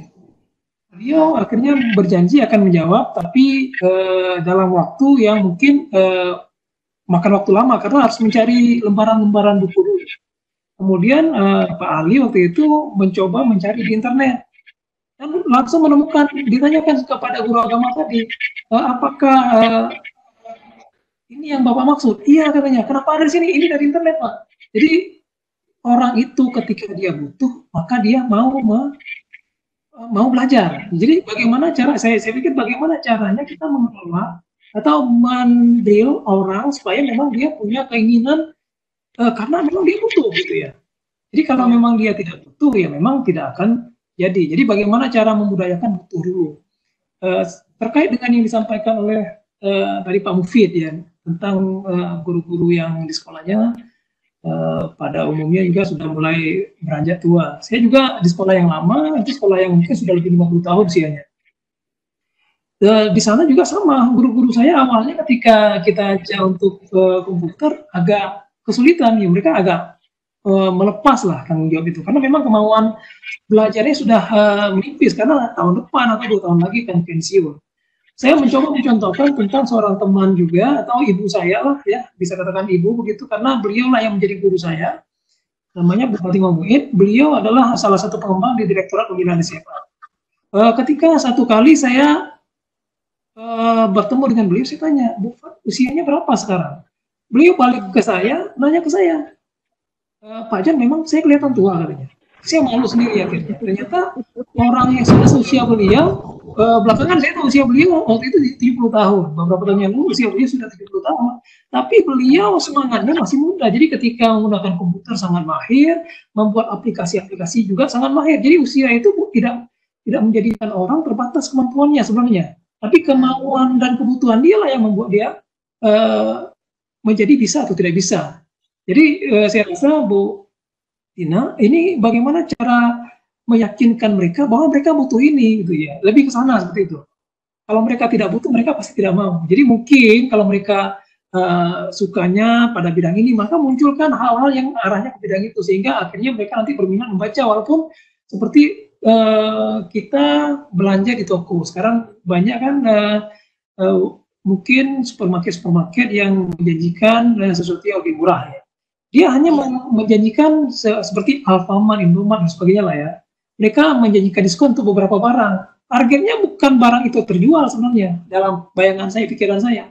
Tapi bagaimana cara pengunjung bisa lebih banyak datang ke sana. Karena ketika dia membutuhkan barang yang dia beli awalnya hanya satu barang, yang harganya ada diskon, tapi ketika dia berkeliling, dia akan dia merasa nyaman di situ, dan akhirnya membeli barang lain. Ya, saya rasa juga sama halnya ketika kita membiasakan untuk mungkin literasi.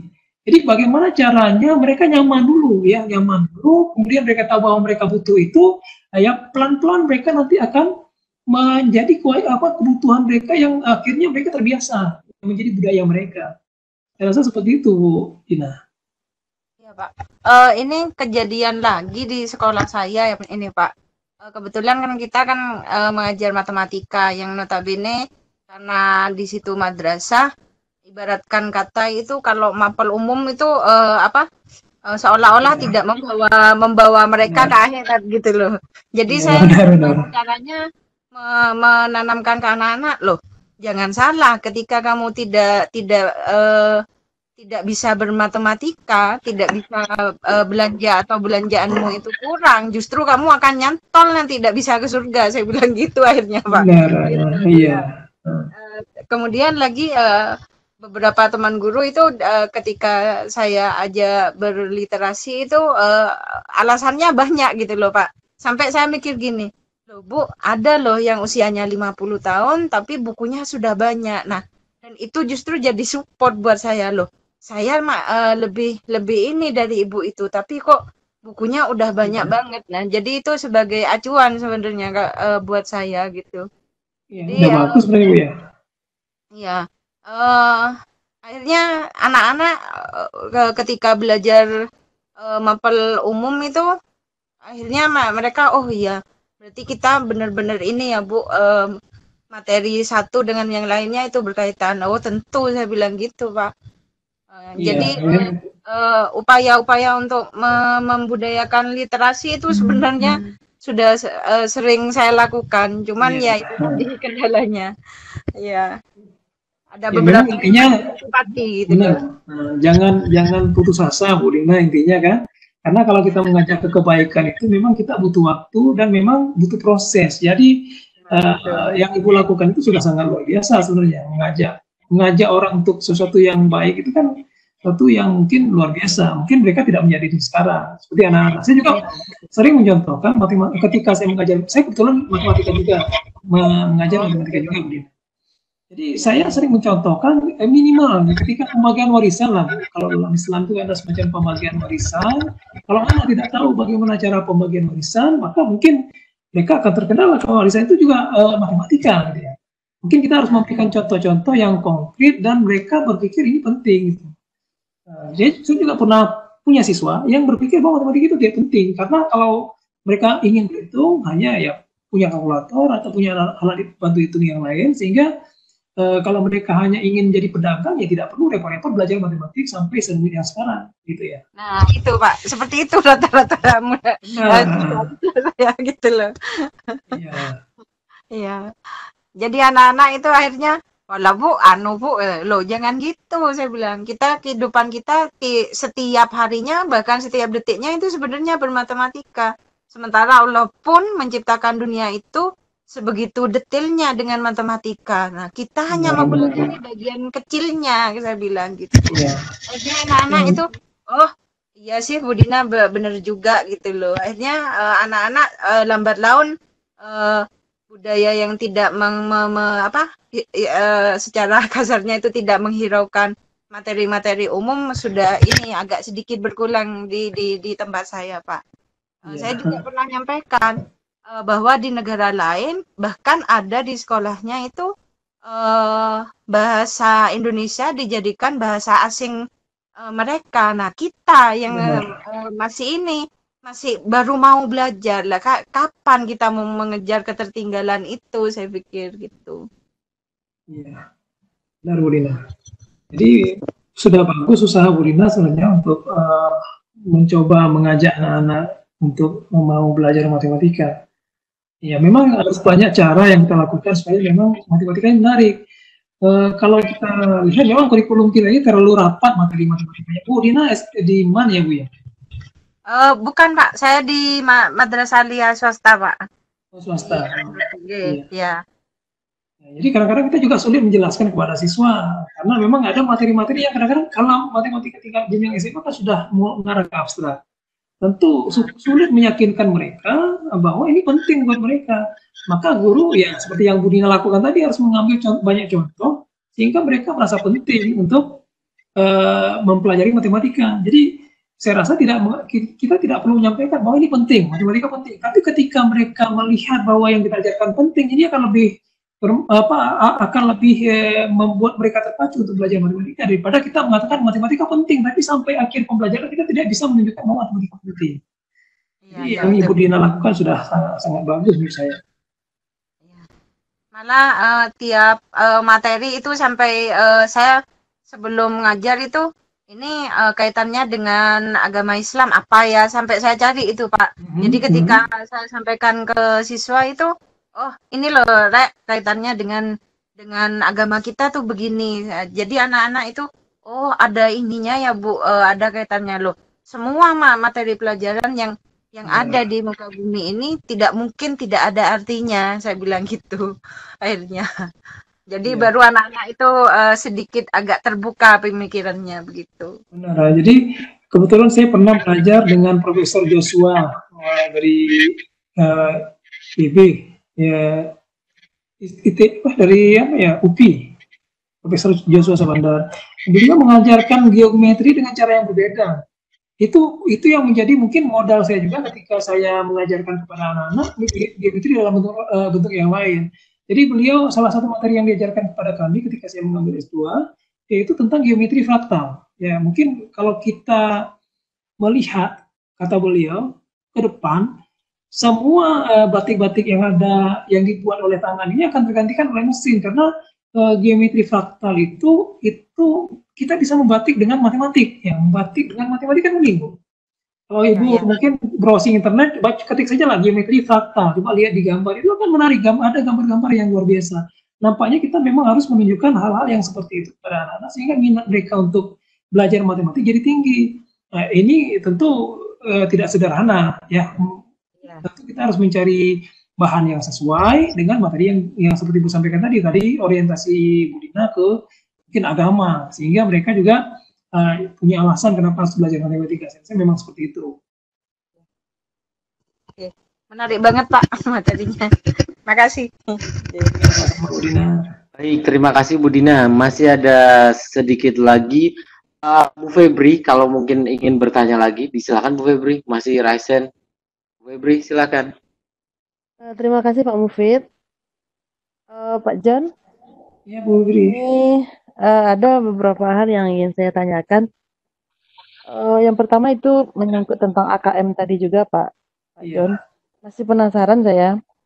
Itu kan AKM itu akan dilaksanakan pada siswa kelas 4, 8, dan 11. Iya benar. Jadi, setelah dilaksanakan asesmen itu, kemudian apa tindakan yang dilakukan begitu? Karena kan kelas 4, setelah kelas 4 itu kan masih ada kelas 5. Begitu. Berarti pada sekolah dasar. Kemudian kelas 11 nanti ada kelas 12 juga begitu. Sementara kan AKM-nya dilaksanakan di kelas 11. Berarti kemudian fungsi dari AKM itu apa? Apakah itu nanti berpengaruh terhadap kelulusan siswa atau tidak, atau bagaimana gitu Pak? Itu dulu Pak. Gimana dulu Bapak itu? Oke. Jadi tadi sudah saya sampaikan di awal bahwa AKM itu digunakan untuk memetakan sekolah-sekolah dan daerah-daerah berdasarkan kompetensi minimal mereka. Itu hanya sebagai pemetaan, seperti UN yang sekarang. UN juga tidak, sekarang ini kan tidak menentukan kelulusan, AKM juga tidak menentukan kelulusan. Sama berarti UN yang sekarang dengan AKM yang akan datang itu dia fungsinya sebenarnya sama, hanya memetakan saja. Kalau di Direktorat PSMA, hasil UN itu menjadi bahan. Ini saya mungkin bisa analogikan UN. Kalau sekarang UN, nanti namanya AKM. Kalau saya terlibat di banyak kegiatan di Direktorat Pembinaan SMA pada waktu yang lalu. Jadi setiap tahun hasil UN itu kita dapatkan dari Puspendik yang namanya pamer. Pamer itu kita melihat ini wilayah mana yang lemah. Katakanlah wilayah Aceh misalnya lemah. Bagian mana yang lemah. Jadi sekolah-sekolah yang lemah itu gurunya akan kita latih. Dilatih tujuannya apa? Supaya pada kesempatan ke depan mereka punya kesempatan untuk memberikan yang lebih baik kepada siswanya. Cuma beda UN dengan UKM, ketika UN gurunya dilatih, maka anak yang berada di kelas 12 tidak akan merasakan manfaat yang didapatkan gurunya ketika dia dilatih. Namun ketika AKM, pada kesempatan ini gurunya mungkin ketika hasil AKM-nya rendah, katakanlah begitu. Siswanya masih kelas 11. Pada tahun depan siswanya kelas 12. Jadi guru bisa menggunakan informasi yang dia peroleh atau ketika dia dilatih, dia bisa menggunakan hasil pelatihannya mungkin disebarkan atau di-share kepada teman-teman yang di sekolahnya, sehingga pada kelas 12 anak-anak ini bisa mendapatkan apa yang harusnya dia peroleh untuk kesiapan dulu melakukan ke jenjang yang lebih tinggi. Ya, jadi lebih kepada pemetaan sebenarnya. Ya, pemetaan, kemudian treatment pemerintah untuk sekolah-sekolah atau daerah-daerah yang memang membutuhkan bantuan. Jadi lebih kepada apa yang bisa dibantu oleh pemerintah gitu. Apalagi ke depan ini semacam selentingan yang saya dengar dari mulut Pak Mas Menteri sendiri bahwa akan digandeng juga mungkin lembaga-lembaga yang mungkin pihak yang sudah berpengalaman di dunia pendidikan untuk mengasah keterampilan ini. Jadi bisa jadi akan ada nanti guru inti lah namanya atau apa namanya yang dilatih oleh lembaga-lembaga yang memang sudah berkecimpung puluhan tahun di bidangnya. Jadi mungkin akan lebih berwarna pendidikan kita. Jadi kalau dari paparan Pak John itu berarti kan tidak berpengaruh terhadap kelulusan ya Pak ya? Benar. Artinya AKM yang diberikan kepada siswa kelas 11 itu akan berpengaruh terhadap treatment yang akan diberikan terhadap siswa kelas 12 begitu. Berarti tidak ada hubungannya dengan kelas 12. Terus kalau kita lihat dari perbedaannya, kalau dari kapasitas materi UN itu kan sangat padat ya Pak ya. Nah, sementara kan kalau AKM itu hanya 3, yaitu kemampuan literasi, numerasi, dan karakter. Nah, berhubungan dengan kemampuan yang 2, yaitu literasi dan numerasi, kalau saya lihat dari paparan dari yang slide yang Bapak sajikan ini kan kalau kemampuan literasi itu bukanlah ke bahasa Indonesia begitu ya. Kalau kemampuan numerasi itu juga bukan ke matematik begitu. Kemarin saya kan sudah mencoba AKM itu ya Pak ya. Itu kalau saya lihat itu kalau seperti diberikan soal seperti itu kepada siswa IPS, saya bukan mengurangi siswa IPS ya Pak ya. Karena setelah survei yang saya laksanakan kepada siswa, itu kan rata-rata siswa yang memilih jurusan IPS, itu kan rata-rata mereka tidak menyukai matematika, begitu Pak. Jadi ketika saya melakukan ujian AKM kemarin, itu lebih arahnya kepada matematik, begitu Pak. Nah itu bagaimana itu cara mengubah mindset anak-anak kita, kalau itu bukanlah matematika, sementara yang disajikan itu seperti yang Bapak sampaikan tadi kan ada bagan-bagan begitu ya Pak, membandingkan data ini dengan data itu begitu. Kalau dilihat dari kaitan materinya itu kan statistik gitu ya Pak ya. Tapi itu bukanlah matematik. Itu bagaimana cara kita menyampaikan kepada peserta didik kita itu Pak? Nah, itu. Jadi memang matematika dengan penalaran itu hampir tidak bisa dipisahkan karena matematika juga mengajarkan penalaran. Jadi mungkin penekanan ini yang mungkin kita harus sampaikan kepada anak-anak bahwa yang diajarkan, yang diujikan di AKM itu adalah kemampuan menalarnya, yang mungkin untuk mereka bisa menguasai kemampuan penalaran dengan baik, maka mereka juga harus menguasai pengetahuan matematik dengan baik juga. Jadi ini harus sinkron ya. Makanya saya mengatakan bahwa matematika itu numerasi bukan hanya hitungan. Ya, jadi ya ketika saya katakan tadi belanja, anak-anak belanja ke pasar. Ya, jadi dia menggunakan semua pengetahuan yang dia miliki. Salah satu pengetahuan yang tidak bisa dipisahkan yaitu matematik. Karena mungkin Bu juga ingat ya dulu ya, kita dulu dites ada 3 hal, matematika yang di ujian nasional, bahasa Inggris dan bahasa Indonesia. Ketiga-tiga itu sebenarnya bahasa. Matematika itu bahasa. Bahasa Indonesia bahasa Inggris bahasa. Itu matematika sebenarnya bahasa. Jadi tidak mungkin orang berkata-kata tanpa menggunakan matematika. Jadi karena ini mungkin belum membumi di anak-anak kita, mungkin ini menjadikan hal yang tersendiri sehingga seolah-olah setiap yang diujikan itu adalah ini bukan pelajaran matematik, sama seperti yang dirasakan oleh teman-teman guru saya ketika mereka kemarin mendapatkan soal yang tentang AKM. Jika mereka mengatakan saya biologi, kenapa diuji matematik? Padahal yang diuji itu bukan matematiknya, itu adalah kemampuan bernalarnya yang di dalamnya ada matematika. Ini mungkin saya menarik dengan apa yang disampaikan tadi tentang kelas IPS. Yang mungkin sebagian kita mengatakan bahwa kalau kelas IPS ini adalah kelas yang kemampuan anaknya rendah. Ya, biasanya begitu. Saya sempat mencoba membalik paradigma ini.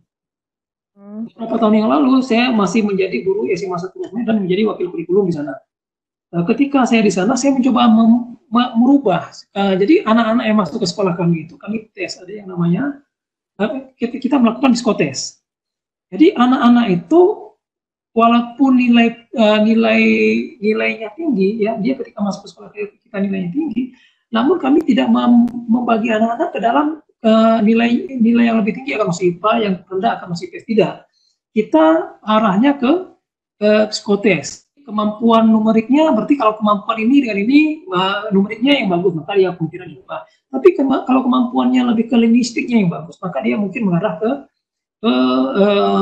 bahasa atau IPS. Jadi karena kita tidak punya kelas bahasa, maka kita memasukkan dia ke IPS. Jadi ada seorang siswa saya yang kebetulan adalah anak guru di sekolah saya, dia protes sebenarnya karena mungkin orang tuanya nggak berani datang ke saya untuk protes. Akhirnya anaknya protes, Pak, kenapa saya masuk kelas IPS? Saya kan pintar katanya, saya bisa ini dan sebagainya.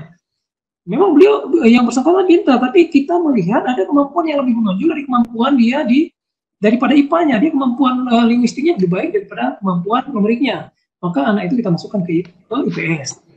Namun saya katakan kami menempatkan kamu sesuai dengan kemampuan kamu, bidang kamu. Jadi bahwa IPS itu bukan lebih rendah daripada IPA. Kemudian saya minta dia berpikir untuk besok datang lagi ke saya. Besoknya dia akhirnya memutuskan bahwa tetap berada di IPS. Yang terjadi adalah pada tahun itu di sekolah saya juara umumnya adalah anak IPS. Pada hari itu hari yang menurut saya sangat baik untuk sekolah saya waktu itu. Kenapa? Karena paradigma bahwa anak IPS tidak mampu itu berubah. Jadi anak IPS pada tahun itu menjadi juara umum di sekolah saya. Kemudian pada tahun yang sama menjadi juara lomba debat bahasa. Ya pada tahun yang sama juga menjadi juara olimpiade anak IPS. Jadi pelan-pelan saya mencoba menghilangkan bahwa IPS itu adalah anak-anak yang kemampuannya rendah. Yang kita tahu bahwa sekarang pemimpin negeri ini umumnya berasal dari jurusan IPS.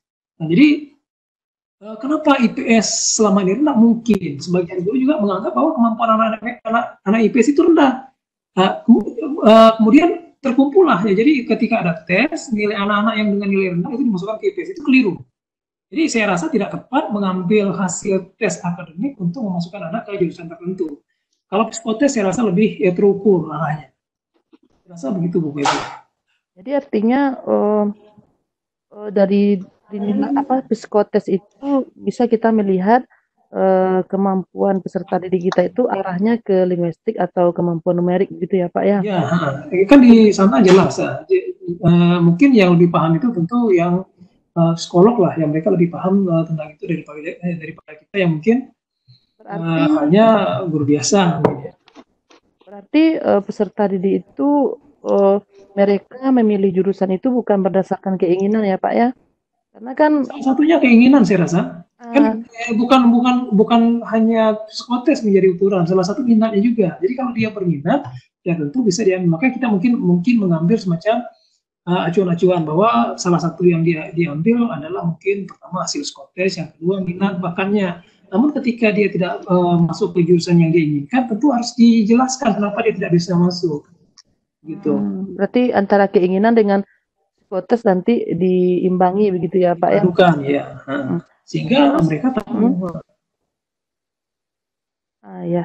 Terus Pak, kemudian kalau berarti masalah apa tadi? Masalah kemampuan numerasi tadi berarti artinya kita harus berangsur-angsur merubah paradigma siswa itu, pandangan mereka itu bagaimana, yang kemampuan dari numerasi itu yang bagaimana begitu ya Pak ya? Yang literasi itu bagaimana gitu. Berarti itu adalah pekerjaan kita sebagai seorang guru gitu ya Pak ya? Iya, dengan membiasakan mungkin memberikan soal-soal yang semacam itu. Saya rasa soal tes yang kemarin itu bisa menjadi sebagai contoh. Atau kalau memang Febri ingin lebih detail, soal-soal PISA atau TIMSS itu bisa menjadi rujukan. Dan soal-soal itu ya luar biasa menjadi bagusnya. Kemudian Pak, ini saya tadi ada menarik mengenai ada yang Bapak sampaikan, yaitu mengenai literasi digital. Karena kan memang kita lihat sekarang kemampuan dalam literasi digital anak kita termasuk guru itu saya perhatikan agak lemah. Alasannya kenapa Pak? Karena mereka kurang mampu untuk membedakan antara yang benar dengan yang salah begitu ya Pak. Kan begitu. Kalau kita lihat dari berarti itu arahnya kemana itu Pak? Apakah itu arahnya ke karakter begitu? Karena kalau kita lihat kan yang dilihat kan ada enam literasi begitu ya Pak ya? Salah satunya adalah literasi digital. Gitu. Ada banyak sebenarnya, cuma beberapa yang berkembang seperti itu. Seperti C, ada 4 C, tapi belakangan muncul lagi C yang lain. Itu kalau kita lihat dari perkembangan zaman sekarang, era revolusi industri 4.0, itu kan memang anak-anak kita itu memang zamannya adalah masa gadget begitu ya Pak ya. Benar. Itu bagaimana peran kita di sekolah gitu agar mereka bisa membatasi begitu kalau apa manfaatnya gitu. Sementara kan gadget itu tidak dibolehkan dibawa ke sekolah. Jadi saya ingin bertanya kepada Bapak, menurut Bapak apakah baik siswa itu diizinkan membawa gadget atau tidak? Dan alasannya gitu. Saya ingin Oke, bertanya kepada Bapak. kebetulan sekolah saya yang membolehkan siswa membawa gadget ke sekolah. Sekolah saya dibenarkan anak-anak membawa gadget. Cuma pertanyaannya sekarang, guru memanfaatkan itu tidak untuk pembelajaran. Kalau memang tidak memanfaatkan untuk pembelajaran, jadi untuk apa gadget itu dibawa ke sekolah? Nah, jadi yang salah selama ini adalah ketika sekolah memberikan kesempatan kepada siswa membawa gadget ke sekolah, namun tidak semacam dikelola dengan baik, akhirnya mereka tidak belajar dengan menggunakan gadget itu yang salah menurut saya. Namun ketika guru memang menggunakan gadget untuk pembelajaran dan menyiapkan media-media pembelajaran yang memang sudah baik, ya itu tidak masalah. Ya, yang terjadi sekarang ini kan umumnya guru-guru tidak mempersiapkan itu dulu, tidak kemudian setelah dipersiapkan dikelola dengan baik. Mungkin kalau beberapa sekolah saya lihat sudah mengelola dengan baik, ada semacam tempat penitipan gadget atau HP, ada kota-kota, kemudian nanti ketika mereka membutuhkan maka diizinkan untuk diambil, gitu ya. Jadi anak-anak tidak menggunakannya di waktu-waktu belajar, karena jangan sampai ketika kita memberikan kesempatan, kemudian kesempatan itu menjadi bumerang buat kita sendiri. Ini menjadi polemik, ya ini menjadi semacam melanggar aturan sekolah atau sebagainya, sehingga akhirnya menjadi konflik baru yang menciptakan masalah baru di sekolah. Apalagi sekarang kita tahu bahwa sudah terlalu banyak masalah-masalah yang tercipta karena kebijakan-kebijakan yang juga menyulitkan diri kita sendiri. Saya rasa intinya dikelola dengan baik, Bu. Berarti dari teknik pelaksanaannya saja ya, Pak? Benar. Dan sudah mulai banyak, ya. Berarti di sekolah Bapak itu diizinkan siswanya membawa gadget? Diizinkan. Nah, jadi saya kebetulan menggunakan Schoology, saya gandeng dengan Examview untuk mungkin membuat latihan-latihan untuk soal-soal siswa. Jadi ketika mereka mungkin selesai belajar barang setengah jam, itu saya memberikan soal-soal untuk mengukur kemampuan mereka, apakah mereka menguasai kompetensi yang baru mereka pelajari atau tidak. Itu saya rasa kalau seperti itu tidak ada masalah. Karena niat kita adalah untuk melihat kompetensi yang mereka capai, apakah tercapai pembelajaran hari itu atau tidak. Jadi semacam quiz ringan lah. Dan banyak sekarang yang mungkin yang lumayan bagus, seperti Quizizz juga bagus, ada Kahoot juga bagus. Kalau Kahoot mungkin perlu layar, tapi kalau Quizizz kan tidak perlu ada layar yang fokus yang dipancarkan. Kemudian kalau di luar jam PBM Bapak itu gimana gadgetnya? Apakah tetap sama mereka atau dititipkan gitu? Kalau di sekolah saya kebetulan kita belum bisa mengelola dengan baik, tapi di SMA 1 Loksmawe, sekolah saya yang lama itu sudah mengelola seperti itu. Karena jumlah siswanya juga luar biasa banyak, lebih dari 1.000 orang jumlah siswanya. Karena di sekolah saya yang sekarang mungkin siswanya jauh lebih sedikit. Oh begitu. Ya kalau di tempat saya Pak, ya kalau ada dibutuhkan di PBM itu dibolehkan begitu. Kalau tidak dibutuhkan dalam PBM memang dilarang begitu. Jadi masih belum maksimal begitu peraturannya begitu, pelaksanaannya gitu Pak. Ya, terima kasih Pak Jan atas jawabannya. Ya, sama-sama Bu. Baik, menarik sekali dari Bu Febri dan Pak John. Tidak terasa kita sudah di 21.07. Bapak Ibu saya ingatkan berulang kali. Bapak Ibu bisa dilihat di kolom chat ada, saya coba copy paste lagi lah sebentar. Di kolom chat Bapak Ibu jika menginginkan sertifikat untuk kegiatan pada sesi malam hari ini, sebentar. Bapak Ibu bisa isikan link yang berwarna biru dan di bagian bawahnya evaluasi.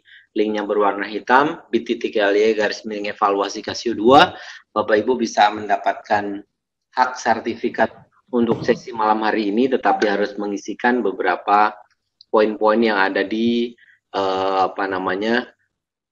evaluasi dan di presensi. Bapak Ibu, Pak John masih ada paparan lagi kah sesi? Saya rasa mungkin sudah cukup ya, karena saya rasa sudah lumayan banyak teman-teman kita yang menyampaikan semacam mungkin praktik-praktik baiknya juga di sekolah ya. Saya rasa demikian Pak Mufir. Baik, Bapak dan Ibu, terima kasih. Pak John, kayaknya kalau kita ulas kayaknya bisa sampai malam sekali. Sebetulnya ada deh satu lagi deh saya, Pak John. Saya masih sebetulnya masih penasarannya banyak, tapi karena kita terkendala Indonesia ada 3 zona, waktu Indonesia Barat, waktu Indonesia Tengah, dan waktu Indonesia Timur. Jadi pasti yang waktu Indonesia Barat sekarang sudah waktu Indonesia Barat jam 9 malam, waktu Indonesia Tengah sudah jam 10, kalau di Indonesia Timur sudah jam 11 malam. Jadi tidak etis dan tidak cantik kalau kita terlalu memaksakan. Ada satu hal lagi mungkin Pak John, tadi yang disampaikan di termin kedua, Pak John berkait membahas tentang karakter sebetulnya, kualitas karakter, literasi digital tadi sudah disampaikan oleh Bu Febri, jadi saya tidak bahas tentang kualitas karakter itu sebetulnya tetap bertumpu pada orang tua ya Pak. Benar. Kalau saya rasa kalau karakter itu yang menjadi tonggak dasarnya adalah orang tua. Jadi itu tidak bisa lepas. Jadi kalau anak-anak di sekolah bermasalah, ya mungkin kita tidak bisa sebenarnya menyalahkan guru karena memang dasarnya dari rumah juga sudah tidak baik. Ya. Contoh-contoh yang dia dapat di rumah tidak baik, tapi saya rasa ya seperti itu teman-teman saya juga sama. Yang kondisi keluarganya baik, maka anak-anaknya insya Allah akan baik. Tapi kondisi keluarganya bermasalah, ya anak-anaknya juga akan bermasalah. Bukan sekolahnya yang bermasalah, anak yang bermasalah. Jadi dikembalikan kepada orang tua, Pak Mofi. Kalau menurut saya begitu. Baik. Sudah mulai ada titik cerah sih Bapak. Pak John, terima kasih dari mulai tadi RPP tentang penyedaran format, PPDB sudah fleksibel, tidak kaku pada saat yang lalu kaitan dengan zonasi, USBN tentang asesmen, UN tentang AKM tadi sudah kita bahas. Selanjutnya mendidik generasi milenial. Tadi Pak John sudah sampaikan bahwa bisa jadi buku referensi guru ada dari abad 18, gurunya dari abad 19. Tapi yang kita ajar sekarang bukan lagi di abad 20, tapi anak-anak abad 21 atau anak-anak generasi milenial. Jadi kita perlu lompatan-lompatan, kita perlu terobosan-terobosan agar memberikan treatment atau pola pengajaran atau pola pendidikan sesuai dengan eranya anak-anak. Jadi kita harus menyesuaikan zamannya mereka, salah satunya untuk mendukung di generasi emasnya Indonesia, kurang lebih di 100 tahun Indonesia merdeka di 2045, karena kita punya bonus demografi, usia produktif 45-54 tahun itu hampir 50%. Jadi itu untuk yang di termin kedua, kaitan dengan kompetensi connect, construct, dan continue ya Pak. Connect, construct, confirm, dan continue. Tadi juga complete saya connect, construct, confirm, contemplate itu merenung. Oh ya, kontemplasi betul ya Pak. Ya, kontemplasi ya benar. Connect, construct, contemplate, continue betul. Tadi sudah juga dibahas oleh Pak John. Kaitan dengan itu akan ada salah satu supporting juga tentang revolusi industri 4.0. Jadi kita harus mulai ke arah sana untuk menyiapkan anak didik kita ke arah generasi emas Indonesia. Pendidikan karakter tadi disampaikan bahwa tetap bertumbuh bahwa intinya pendidikan karakter itu tidak bisa dibebankan kepada guru secara penuh, tapi justru pendidikan karakter sebetulnya berawal dari keluarga, terutama dari orang tua.